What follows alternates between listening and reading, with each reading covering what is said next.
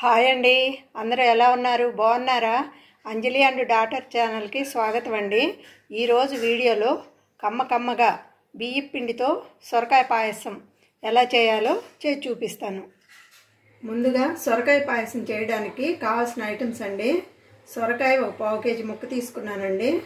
దానికి 125 గ్రాముల బియ్యం పిండి, జీడిపప్పు, బాదం, కిస్మిస్, యాలకులు, బెల్లం ఒక 150 గ్రాములు, నెయ్యి.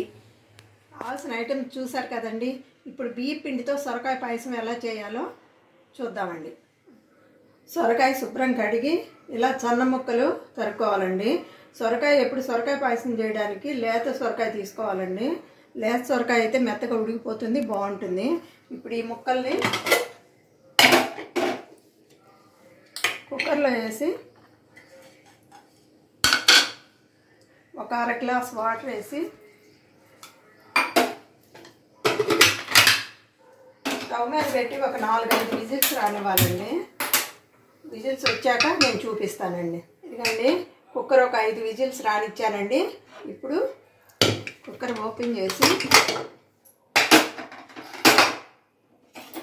ఇదిగండి, సొరకాయ ముక్కలు మెత్తగా ఉడికిపోయినాయి.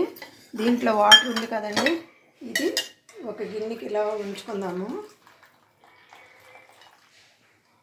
వాటర్ పక్కన పెట్టేసి పప్పు గుత్తి తీసుకొని ఈ ఉడికిన సొరకాయ ముక్కల్ని ఇలా మెత్తగా చేసుకోవాలి. ఈ వంచిన వాటర్ పోసేసి మళ్ళీ స్టవ్ మీద పెడదామండి. స్టవ్ మీద పెట్టి అది ఉడుకుతూ ఉండగా మనము ఈ బియ్యం పిండిని ఒక బౌల్లో వేసుకొని వాటర్ పోసి జారుగా కలుపుకోవాలి.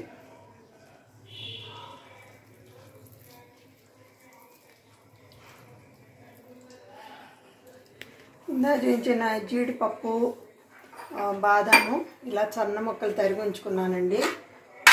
యాలకులు ఇలా పొడి చేసి పెట్టుకున్నాను. బెల్లం కూడా ఇలా సన్నగా తురుముకొని పెట్టుకున్నాను. ఇదిగోండి, బియ్యం పిండి ఇలా జారుగా కలిపి వాటర్ వేసి ఇలా జారుగా కలిపి ఈ ఉడికే సొరకాయలో వేసేయాలండి.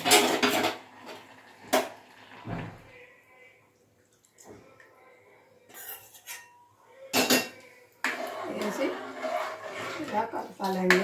ఇలా కలుపుతూ ఉండాలి. ఇంకా కొంచెం వాటర్ పడుతుందండి. మనకు బియ్యం పిండి ఉడికేటప్పుడు చిక్కపడుతుంది, చూసుకొని వాటర్ వేసుకోవాలండి. ఇదిగోండి, ఇంకొక గ్లాసు వాటర్ వేస్తున్నాను. ఇదిగోండి, 2 గ్లాసుల వాటర్ పట్టింది. ఇప్పుడు దీంట్లో మనం ఈ తురుము పెట్టుకున్న బెల్లం వేసేస్తున్నాను.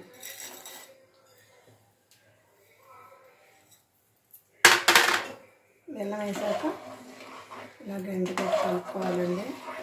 ఇది ఉడుకుతూ ఉంటుంది. ఇదిగోండి, సొరకాయ పాయసం ఇలా ఉడుకుతూ ఉన్నప్పుడు ఇలా చిక్క పడుతుందండి.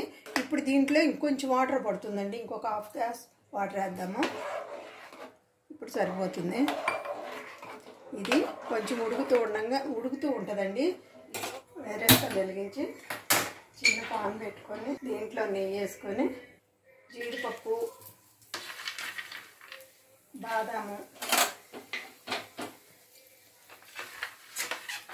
కిస్మిస్ ఇలా నేతిలో దోరగా వేపుకున్నాం. పప్పులు ఇలా వేగుతున్నప్పుడు మనము ఈ ఉడికే సొరకాయ పాయసంలో దంచి పెట్టుకున్న యాలకుల పొడి వేసి కలుపుతామండి. ఇవ్వండి, నేతిలో వేపిన బాదాము, జీడిపప్పు, ద్రాక్ష ఈ ఉడికే సొరకాయ పాయసంలో వేస్తామండి. సొరకాయ పాయసంలో నెయ్యి ఎక్కువ పడుతుందండి. నెయ్యి ఎక్కువ వేసుకుంటేనే పాయసం బాగుంటుంది. ఇలా కలుపుకుంటూ దీంట్లో ఒక్క చిటికెడు సాల్ట్ వేద్దామండి. సాల్ట్ ఎందుకంటే మనకి తీపి తెలుస్తుందండి. పాయసంలో, పొంగట్లో ఇలా కొంచెం సాల్ట్ వేసుకుంటే మనకి తీపి తెలుస్తుంది. వేడివేడి సొరకాయ పాయసంలో ముద్దపప్పు, నెయ్యి వేసుకొని తింటే కమ్మగా ఉంటుందండి. ఆరిపోకుండా వేడివేడిగా తినాలి, అప్పుడే బాగుంటుంది. చల్లారిపోతే అంత టేస్ట్ అనిపించదండి. ఇక దీంట్లో బెల్లం అండి, నేను బియ్య పిండికి సరిపడా చెప్పానండి. మీకు కావాలనుకుంటే ఎక్కువ తినే వాళ్ళైతే కొంచెం ఎక్కువ వేసుకోవచ్చండి, తక్కువ కావాలనుకున్న వాళ్ళు కొంచెం తగ్గించేసుకోవచ్చండి. ఇదైతే నాకు సరిపోయింది తీపి. చూడండి పాయసం అయిపోయింది, ఇంకా స్టవ్ ఆపేద్దామండి. చూడండి ఎంతో రుచికరంగా ఉండే సొరకాయ పాయసం తయారైపోయిందండి. మీరు కూడా ఒక్కసారి ట్రై చేసి చూడండి. ఈ వీడియో కనుక మీకు నచ్చితే మా ఛానల్ని లైక్ చేయండి, షేర్ చేయండి, మర్చిపోకుండా సబ్స్క్రైబ్ చేయండి. మా వీడియో చూసినందుకు మీ అందరికీ ధన్యవాదాలు.